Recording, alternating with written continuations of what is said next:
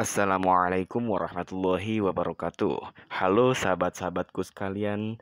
Di dalam sebuah hadis yang diriwayatkan dari Abu Hurairah, Rasulullah Shallallahu Alaihi Wasallam bersabda bahwa ada dua kalimat yang ringan diamalkan oleh lisan, tapi berat dalam timbangan.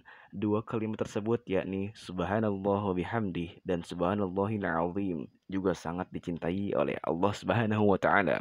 Rasulullah Shallallahu Alaihi Wasallam bersabda, ada dua kalimat yang ringan di lisan tetapi berat dalam timbangan dan dicintai oleh Ar-Rahman. Subhanallah wa bihamdihi, artinya maha suci Allah dan segala puji hanya baginya. Dan subhanallahil azim, maha suci Allah yang maha agung. Dikutip dari kitab Riyadhus Shalihin Imam An-Nawawi, derajat hadis ini hadis muttafaqun alaih. Selain dua kalimat tersebut, ada sejumlah amalan ringan namun memiliki pahala besar. Berikut beberapa amalan ringan berpahala besar. Yang pertama, mendengarkan azan. Amalan ringan berpahala besar yang pertama ialah mendengarkan azan. Dari Jabir bin Abdullah bahwa Rasulullah Shallallahu Alaihi Wasallam bersabda, barang siapa mendengar panggilan azan, lalu ia berdoa, ya Allah, ya Tuhan, panggilan yang sempurna dan salat yang didirikan. Berilah kepada Muhammad kemuliaan dan keutamaan, dan berilah untuknya tempat yang terpuji, sebagaimana yang engkau janjikan kepadanya, akan mendapatkan syafaatku kelak pada hari kiamat. Hadis riwayat Bukhari. Yang kedua, mengamini imam waktu sholat. Mengamini imam waktu sholat menjadi amalan ringan berpahala besar yang bisa kita lakukan. Sebagaimana Abu Hurairah radhiyallahu an berkata bahwa Rasulullah Shallallahu Alaihi Wasallam bersabda, apabila imam beramin, maka beraminlah pula, karena barang siapa yang aminnya sesuai dengan aminnya para malaikat, maka telah dihapuskan dosa-dosanya yang telah lalu. Ibnu Syihab berkata, Rasulullah Shallallahu Alaihi Wasallam mengucapkan amin.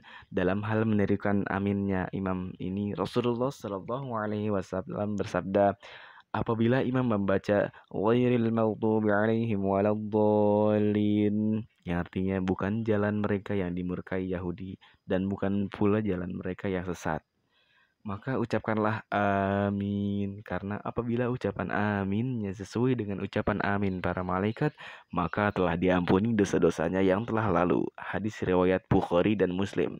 Yang ketiga, mengucapkan Rabbana lakal hamd dalam salat. Dari Abu Hurairah radhiyallahu an bahwa Rasulullah sallallahu alaihi wasallam bersabda, apabila imam membaca sami'allahu liman hamidah, Allah mendengar orang yang mujinya, maka ucapkanlah Rabbana lakal hamd, yang artinya ya Allah ya Tuhan kami, hanya untukmu segala pujian.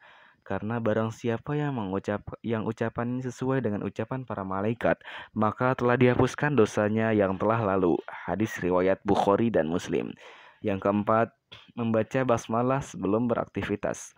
Dalam menjalankan aktivitas sehari-hari, mengucapkan bismillah merupakan sesuatu yang dianjurkan.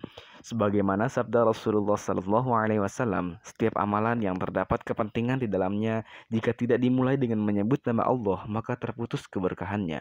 Hadis riwayat Abu Daud dan Nasai. Yang kelima, tidur dalam keadaan suci. Tidur dalam keadaan suci menjadi amalan ringan berpahala besar yang mudah dilakukan.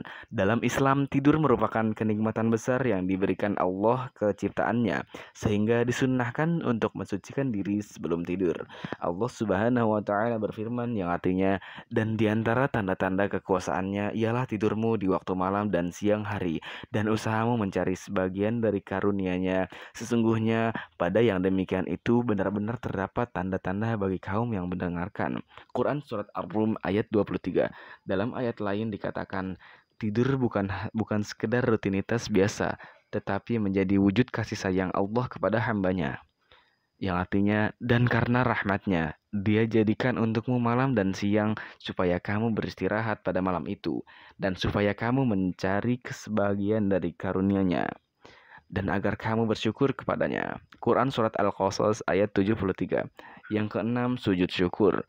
Sujud syukur dilakukan secara spontan saat mendapat kabar gembira atau menyenangkan. Saat mendengar kabar yang menyenangkan, Rasulullah Shallallahu Alaihi Wasallam menyungkur bersujud untuk bersyukur kepada Allah. Diriwayatkan dari Abdurrahman bin Auf radhiyallahu an, ia berkata, Rasulullah Shallallahu Alaihi Wasallam pernah keluar berpergian, lalu beliau menuju Sodafah, semacam kemah.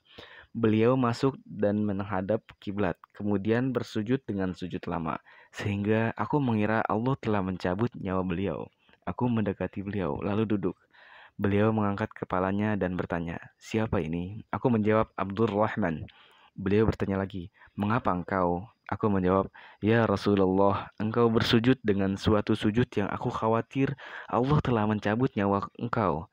Beliau menjawab, "Sesungguhnya Jibril telah datang kepadaku dan memberi kabar gembira kepadaku. Katanya, sesungguhnya Allah berfirman, barang siapa bersolawat kepadamu, aku akan berikan salawat kepadanya. Dan barang siapa yang mengucapkan salam kepadamu, aku pun memberikan salam kepadanya. Maka aku bersujud bersyukur kepada Allah." Hadis riwayat Ahmad. Yang ketujuh, istiqomah dalam beribadah. Amalan ringan berpahala besar yang terakhir ialah istiqomah. Istiqomah adalah menjalankan perintah Allah dan menjauhi larangannya secara berkesinambungan. Rasulullah Shallallahu Alaihi Wasallam bersabda, "Laksanakanlah amalan semampu kalian. Sesungguhnya Allah tidak bosan sampai kalian sendiri yang bosan. Sesungguhnya amalan yang paling dicintai Allah adalah amalan yang kontinu, berkesinambungan, walaupun sedikit." Hadis riwayat Abu Daud. Dalam riwayat lain dikatakan tentang amalan ringan berpahala besar, yakni beramallah dengan benar dan bersungguh-sungguh. Ketahuilah bahwa sesungguhnya seorang dari kalian tidak akan masuk surga karena amalannya. Mereka bertanya, "Apakah engkau juga, wahai Rasulullah?" Beliau menjawab, "Tidak juga aku, kecuali Allah memberiku rahmatnya." Ketahuilah bahwa amalan yang paling dicintai oleh Allah adalah amalan yang berkesinambungan, walaupun itu sedikit. Hadis riwayat Muslim. Itulah 7 amalan ringan berpahala besar. Semoga kita dimudahkan untuk mengamalkannya. Mungkin segini saja dari saya. Semoga bermanfaat. Wassalamualaikum warahmatullahi wabarakatuh.